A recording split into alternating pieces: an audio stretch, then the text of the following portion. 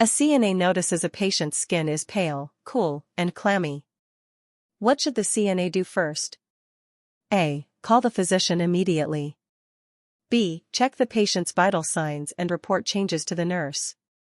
C. Give the patient a glass of water. D. Leave and continue with rounds. Answer: B. Pale, cool, and clammy skin may indicate shock or low blood pressure. The CNA should assess vital signs and report immediately to the supervising nurse for further action.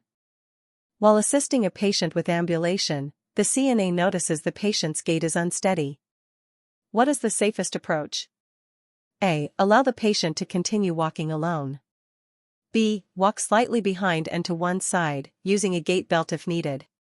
C. Push the patient in a wheelchair immediately. D. Ask the patient to skip walking. Answer: B. Positioning beside and slightly behind the patient while using a gait belt helps prevent falls and ensures safe support. A patient refuses to eat their lunch. What is the CNA's best response? A. Force feed the patient to ensure nutrition. B. Document refusal and inform the nurse. C. Leave the meal untouched. D. Remove the tray without explanation. Answer: B. Patient autonomy must be respected. Documenting and reporting refusal allows the nurse to address nutrition needs appropriately. When taking a patient's oral temperature, which action is most important? A. Place the thermometer under the tongue and instruct the patient to close their lips. B. Shake the thermometer vigorously. C. Place the thermometer in the ear. D. Leave the thermometer in the mouth without timing. Answer: A. Proper placement and instructing the patient to close their lips ensures an accurate oral reading. Which is the proper procedure for preventing pressure ulcers in a bedridden patient? A. Turning the patient every 2 hours and checking skin integrity. B. Keeping the patient in the same position all day. C. Massaging bony prominences vigorously. D. Only using pillows under the head. Answer: A. Frequent repositioning and skin inspection reduce the risk of pressure ulcers in immobile patients. A CNA is providing care to a patient with dementia who becomes agitated during bathing. What is the best approach? A. Force the patient to comply immediately. B. Pause, speak calmly, and try a different approach. C. Leave the patient dirty. D. Call security immediately. Answer: B. Pausing and using calm communication helps reduce agitation and promotes cooperation in dementia patients. When assisting a patient with a urinary catheter, the CNA should: A. Pull on the catheter tubing to adjust position. B. Keep the drainage bag below bladder level and maintain sterility. C. Empty the bag without gloves. D. Allow the bag to rest on the floor. Answer: B. Keeping the drainage bag below bladder level prevents backflow, and maintaining sterility reduces infection risk. Which of the following indicates proper hand hygiene for a CNA? A. Rubbing hands under water for 5 seconds. B. Scrubbing hands for at least 20 seconds, including nails and between fingers. C. Using hand sanitizer only on wrists. D. Wearing gloves without washing hands afterward. Answer: B. Effective hand washing includes thorough scrubbing of all surfaces for at least 20 seconds to prevent infection. A patient complains of sudden chest pain. What is the CNA's first action? A. Ignore and continue routine care. B. Assist the patient to a comfortable position and call the nurse immediately. C. Give the patient water. D. Document and wait. Answer: B. Chest pain is a potential emergency. The CNA should position the patient safely and notify the nurse immediately. Which action demonstrates respect for patient privacy? A. Closing curtains before providing care. B. Leaving the door open while performing personal care. C. Talking about the patient with visitors. D. Entering the room without knocking. Answer: A. Closing curtains or doors protects dignity and ensures privacy during care. A patient has a sudden drop in blood pressure while ambulating. What is the CNA's safest response? A. Quickly pull the patient upright. B. Support the patient, guide them to sit or lie down, and call the nurse. C. Leave the patient standing to finish walking. D. Encourage the patient to continue walking. Answer: B. Sudden hypotension can lead to falls. Supporting the patient and notifying the nurse prevents injury. Which action best prevents the spread of infection in a CNA setting? A. Reusing gloves for multiple patients. B. Proper hand hygiene and changing gloves between patients. C. Sharing personal care items between patients. D. Cleaning only once a week. Answer: B. Hand hygiene and changing gloves between patients are essential infection control practices. When feeding a patient with dysphagia, the CNA should: A. Offer large bites quickly. B. Feed slowly, ensure upright posture, and monitor for choking. C. Allow the patient to lie down while eating. D. Give liquids before solids only. Answer: B. Slow feeding with upright positioning reduces choking risk in patients with swallowing difficulties. Which observation should a CNA report immediately? A. Patient is alert and oriented. B. Patient's urine is dark brown and foul-smelling. C. Patient eats all meals. D. Patient walks steadily. Answer: B. Dark, foul-smelling urine may indicate infection or dehydration and requires immediate nurse notification. Proper body mechanics for lifting a patient includes: A. Bending at the waist and lifting with arms. B. Using legs, keeping back straight, and asking for assistance. C. Twisting while lifting. D. Lifting quickly without preparation. Answer: B. Using leg muscles, keeping the back straight, and seeking help prevents injuries to the CNA and patient. A patient is confused and tries to get out of bed unassisted. What should the CNA do? A. Restrain immediately. B. Stay with the patient, guide them safely, and notify the nurse. C. Ignore and leave the room. D. Tell them to lie down harshly. Answer: B. Continuous supervision and safe guidance prevent falls while preserving patient dignity.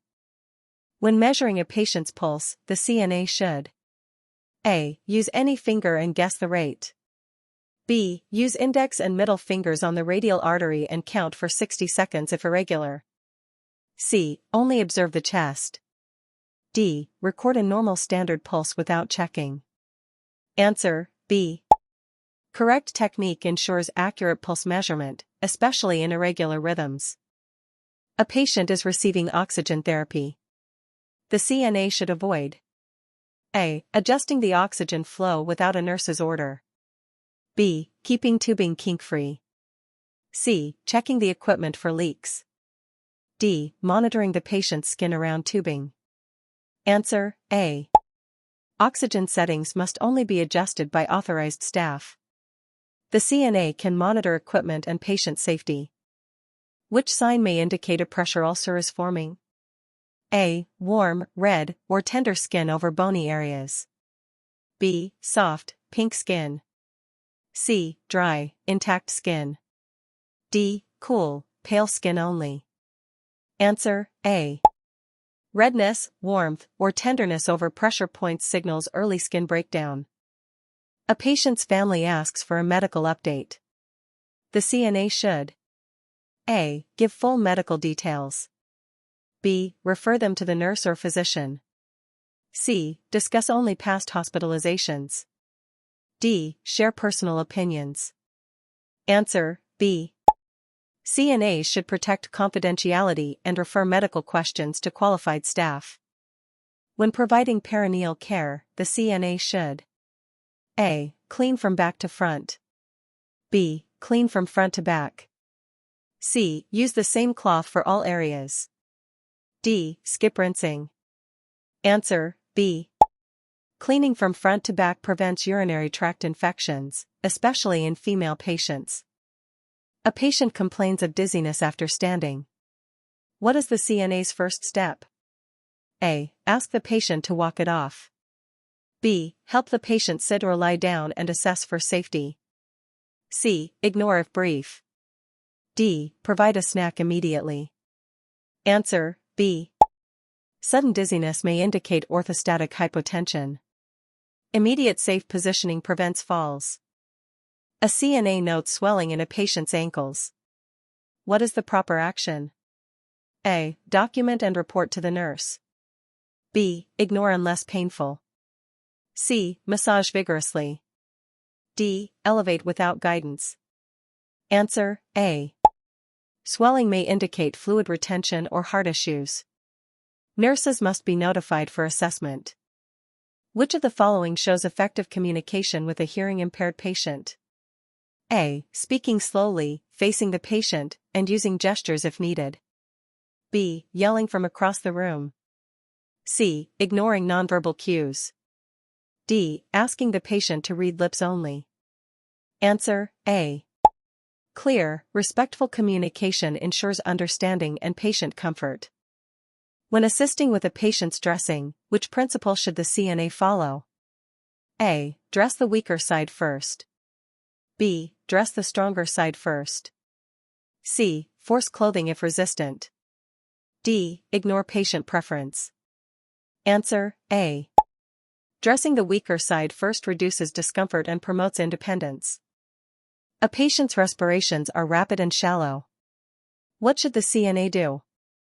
A. Document and monitor, then report immediately to the nurse. B. Offer water. C. Ask patient to lie down forcibly. D. Ignore if brief. Answer, A. Rapid, shallow breathing may indicate respiratory distress and requires prompt reporting. When providing oral care to an unconscious patient, the CNA should A. Use a soft toothbrush and suction to prevent aspiration. B. Offer mouthwash only. C. Brush aggressively. D. Skip care. Answer, A. Suction and gentle care prevent choking and maintain oral hygiene. Which is a sign of hypoglycemia in a diabetic patient? A. Sweating, trembling, and confusion. B. Dry skin and constipation. C. Slow pulse only. D. Nausea without sweating. Answer, A. Low blood sugar presents with sweating, tremors, and confusion, requiring immediate intervention. A CNA is repositioning a patient with limited mobility. The CNA should A. Lift the patient without assistance. B. Use a draw sheet or mechanical lift to prevent injury.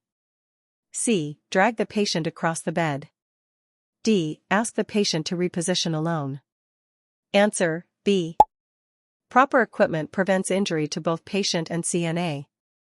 When emptying a Foley catheter bag, which step is correct? A. Touch the drainage spout with hands. B. Clean the spout before and after emptying. C. Let the bag rest on the floor. D. Disconnect tubing from patient. Answer, B. Cleaning the spout prevents contamination and infection. Which action demonstrates fall prevention in a patient room? A. Keeping floor clear of clutter and securing cords. B. Leaving rugs loose. C. Ignoring spills. D. Blocking call light. Answer, A. A safe environment reduces fall risk.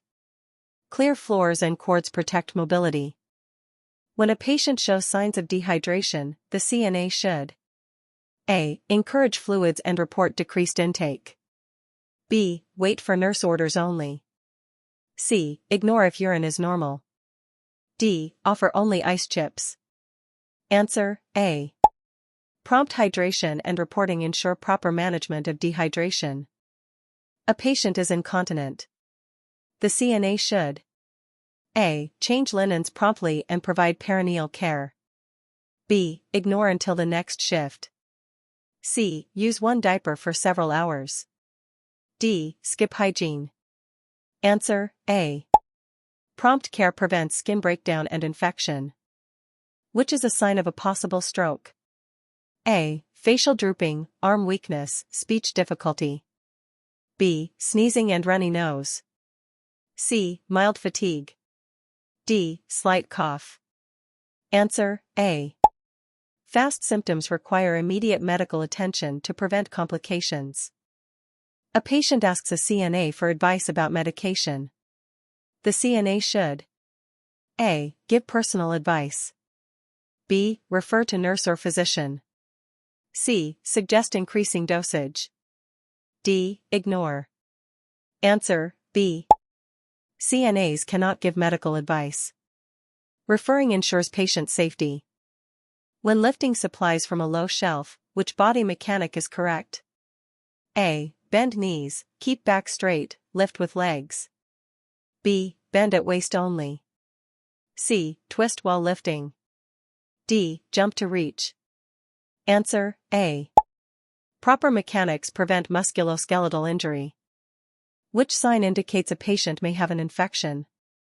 A. Redness, warmth, swelling, or fever. B. Smooth, cool skin. C. Stable vital signs. D. Appetite only. Answer A. Local or systemic infection signs must be monitored and reported. When providing care to a patient with limited English proficiency, the CNA should A. Use simple language, gestures, or an interpreter. B. Ignore communication barriers. C. Speak faster. D. Leave patient alone. Answer A. Effective communication ensures safe care and patient understanding. When a patient is on fall precautions, which is essential? A. Keep bed rails up and call light within reach. B. Remove mobility aids. C. Leave patient unattended. D. Ignore signage. Answer A. Fall precautions reduce risk of injury by ensuring safety equipment is used properly. A CNA notices bruises on a non-ambulatory patient. What is the proper action? A. Document and report to the nurse immediately. B. Ignore if patient doesn't complain. C. Ask family for explanation. D. Apply ice without reporting. Answer A. Unexplained bruising may indicate abuse or injury and must be reported promptly to protect the patient.